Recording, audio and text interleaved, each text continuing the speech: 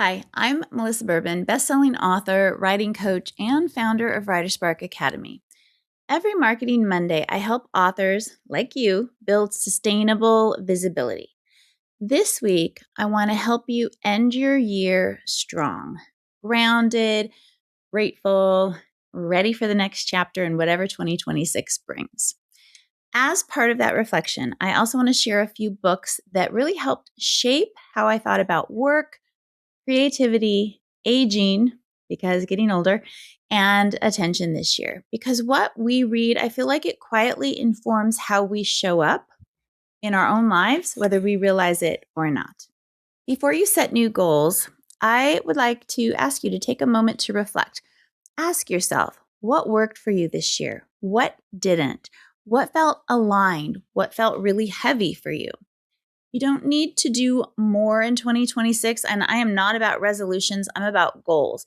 You just need to do what works and do it more intentionally. That's how I look at my goals. When I looked back at my own year, I realized something fairly important, I feel like. What I realized is that the content that performed best for me on YouTube, on Pinterest, and in my newsletter was always the content that felt most me, most authentic. It was personal, it was honest, it was helpful. But that realization was really reinforced by the first book I want to share, which is Diary of a CEO. Now, what I appreciated about this book wasn't the business advice. It was really more like the emphasis on self-awareness, on paying attention to patterns, on understanding why we do what we do before we try and optimize those behaviors or those things. It's true in leadership. It's absolutely also true for marketing. So that's the first of my standout books for the year. Diary of a CEO by Stephen Bartlett is great, and I highly, highly recommend it. It's not only for CEOs. Okay, the 3 R's of my marketing reset look like this. It's my favorite year-end framework: reflect, refocus, and reignite. When you reflect, that means looking back with curiosity, not criticism. So, which pins brought consistent traffic? Which videos created great connection? Which marketing tasks felt meaningful? And you can apply this to your writing, of course, as well. Now, this is where my second book recommendation, which is The Art of Noticing by Rob Walker, really, it stayed with me. It's kind of a quiet book. It is super easy to read, but it's really, really powerful. It reminded me that progress doesn't always come from doing more. Sometimes it comes just from noticing what's already working and then giving that your full attention. And I love that message. The next R is to refocus. That means simplifying your efforts. I am all about working smarter, not harder. You don't have to be everywhere. Pick your top 2 platforms, the ones that feel sustainable. For me, it is Pinterest and YouTube. On these platforms is where I build depth, and I'm not burning out because of it. Now, I also read, unrelated to writing, The New Rules of Aging, because again, getting older. Next year is my 60th birthday. So while it's not a marketing book, it completely reframed the way I look at longevity creatively and professionally. The message that really stuck with me with this book is that growth doesn't mean urgency. It requires consistency and care, which is what I preach with marketing, especially on Pinterest also. So that message applies to your author platform. All right, my third R is reigniting, finding your spark again, that writer spark. I suggest that you plan for a creative experiment in 2026. Maybe it's starting a reader newsletter if you don't have one. Maybe it's finally building that Pinterest funnel. Maybe it's showing up on video in a way that feels authentic.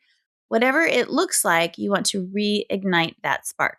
The final nonfiction book that I want to share is Enchantment by Catherine May. It is a reminder that creativity doesn't live in the hustle. It lives in the curiosity and the wonder and allowing yourself to be changed by what you're paying attention to. When I think about that in terms of marketing, I realize that I need to feel enchanted sometimes, not drained. So that it's just a powerful reminder, and I love that. Let me show you what my 2025 in review looks like for me in real life. In 2025, my Pinterest Power for Authors content outperformed everything else. And not only because of SEO and strategy, but because it kind of exists in this intersection of what I love to teach and what my audience genuinely needs. So I've had groups that I've presented for tell me that my enthusiasm for Pinterest as a marketing tool for authors is contagious and inspiring. I will take that. And how it performed over the year kind of proves that, or, reinforces that. The idea that stories are what connect us, which led me to my story-driven marketing playlist, reminded me of an old favorite book of mine. Fiction is Folks. And also Kendra Hall's Stories That Stick, which I read on my e-reader. They both reminded me that stories are not products. They're more like bridges. And marketing, when it's at its best, is really just helping the right people find the stories that speak to them. That is the sweet spot that we're all trying to chase, right? You can find my list of recommended books below. I would love to hear your standouts too, so drop those in the comment. Now, I did have one fiction standout that I want to mention as well, and I brought this book to my book club book exchange because I loved it so much. I read it very recently. It is The Correspondent by Virginia Evans. What I loved about this book was, I guess, its quiet depth. It's really thoughtful, it's intimate, and I found it to be really deeply human. It's the kind of story that trusts you, the reader, and asks you to sort of linger with it long after you finished it, which it has for me. It's an epistolary book, so it's told completely in letters and emails, correspondence, hence the title, The Correspondent. This book reminded me of why we write in the first place. It's not to impress, it is to connect.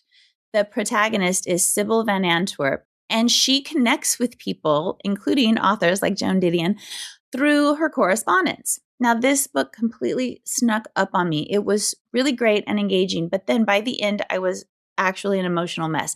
I actually broke out in ugly tears on a flight to Mexico City over Thanksgiving at the ending, and I'm just dying to talk about it with people because it hit me so, so hard.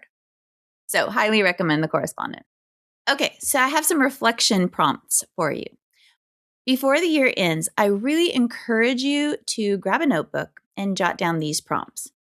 What was my biggest win for the year? Big or small? What drained my energy the most? And what brought me the most connection? And then ask yourself, what would it look like if 2026 felt easier? That is not a lazy goal. It's a wise one, in my opinion. You want to look at what worked, what drained, and what you can do differently. And that's the goal setting, the intention. Here is a simple 3-step plan as you head into 2026. Keep what works, let go of what doesn't, and build consistency, not chaos. Let go of the chaos if you can. This is how we grow sustainably, through clarity, through story, through intention, not through pressure. We want to set ourselves up for success. Okay, next week we're going to kick off a new year with the Author Ecosystem series. This is connecting your Pinterest, your YouTube, your newsletter, all of that into one seamless platform experience. But for now, I hope you can take a breath because we're at the end of 2025. You've done so much, and I hope that you keep building your stories and coming back to Bourbon and Books to, dig into your marketing through 2026. Happy New Year, and I will see you next year. I never needed Poppy's blessing, no. You need keep working just to get it, though. I know she carried your whole world.